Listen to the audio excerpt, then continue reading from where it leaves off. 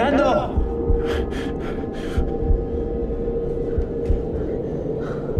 Wake up! He's opening his eyes.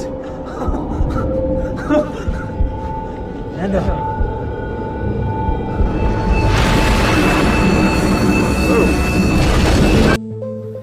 12 अक्टूबर 1972 को south Africa के यूरुग्वे देश से एक छोटा सा चार्टर्ड हवाई जहाज उड़ान भरता है। ये हवाई जहाज जा रहा था चिली देश के राजधानी सेंटियागो में और इसमें बैठे हैं कुछ हट्टे कट्टे रग्बी टीम के प्लेयर्स और उनके फैमिली मेंबर्स।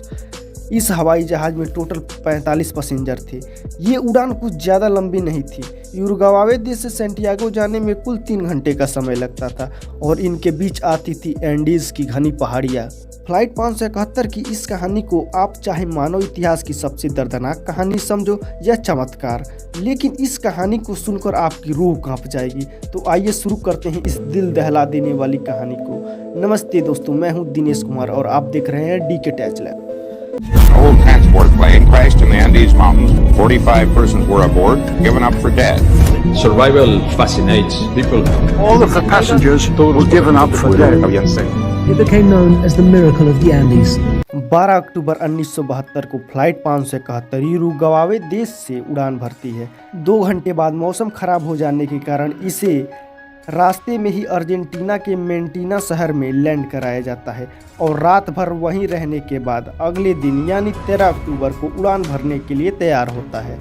लेकिन परेशानी की बात यह थी कि मौसम आज भी सही नहीं था और अच्छी बात यह थी कि प्लेन का पायलट पहले भी इस रास्ते से 29 बार उड़ान भर चुका था। पायलट के कॉन्फिडेंस के कारण दोपहर के 2:18 पे प्लेन फिर से उड़ान भरती है। 1 घंटे बाद प्लेन को सेंटियागो पहुंच जाना था। धीरे धीरे वो एंडीज की पहाड़ियां पार कर रहे थे। अचानक से मौसम बिगड़ जाता है और सामने कोहरे और बादल दिखाई देने लगते हैं। अब पायलट को लोकेशन का कुछ पता नहीं था, वो सिर्फ अंदाज़ा लगा सकता था। चूँकि पायलट को पता था कि वो 1 घंटे में सेंटियागो पहुंच जाएगा, तो उसने 1 घंटे बाद एटीसी से प्लेन को लैंड कराने की परमिशन मांगी। एटीसी को प्लेन का लोकेशन का कोई अंदाज़ा नहीं था, वो प्लेन के द्वारा बताए लोकेशन पर ही निर्भर था। एटीसी ने प्लेन को लैंड कराने की परमिशन दे दी। अब पायलट प्लेन को 18,000 फीट से 11,500 फीट की ऊंचाई पर प्लेन को लैंड करने के लिए लाता है और सामने बहुत बड़ी चट्टान थी। वो वापस प्लेन को ऊपर ले जाने की कोशिश करता है, लेकिन बहुत देर हो चुकी थी।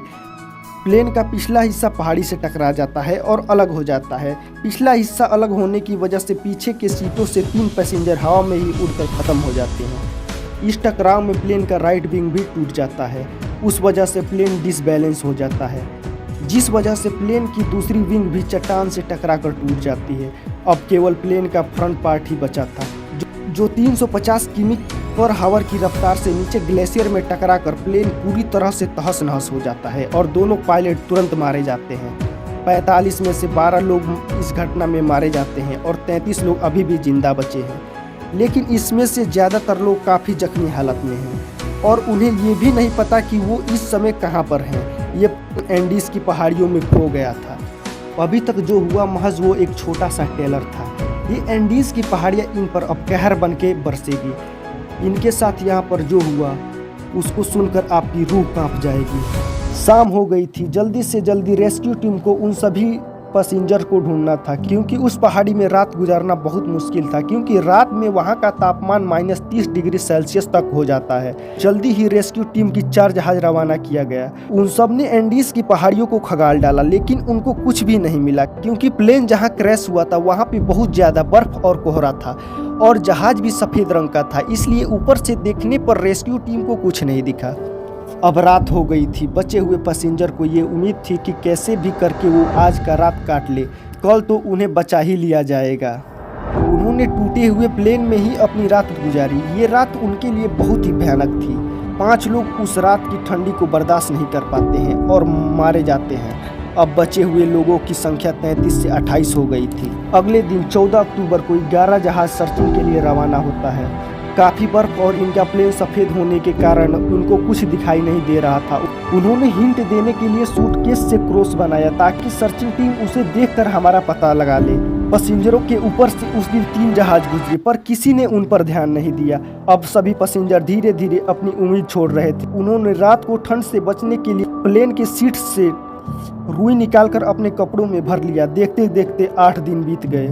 सर्चिंग टीम को लग रहा था कि वो सभी लोग मर गए होंगे। उन्होंने उन सबको सर्च करना बंद कर दिया और बोला 2 महीने बाद इनकी लाश को ढूंढकर इनके घर वालों को पहुंचा दिया जाएगा, क्योंकि अक्टूबर के महीने में वहां काफ़ी बर्फ़ गिरना शुरू हो जाती है।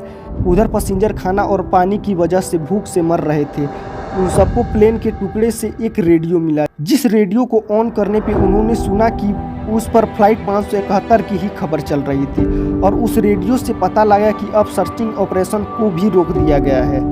उनके अंदर जो एक छोटी सी उम्मीद थी अब वो ख़त्म हो गई थी। अब उन्होंने खाने के लिए एक बहुत ही कठिन निर्णय लिया, जो कि इतिहास में किसी ने नहीं किया होगा। उन्होंने निर्णय लिया कि अब वो अपने फैमिली मेम्बर्स और दोस्तों की लाश के मांस के टुकड़े को खाएंगे।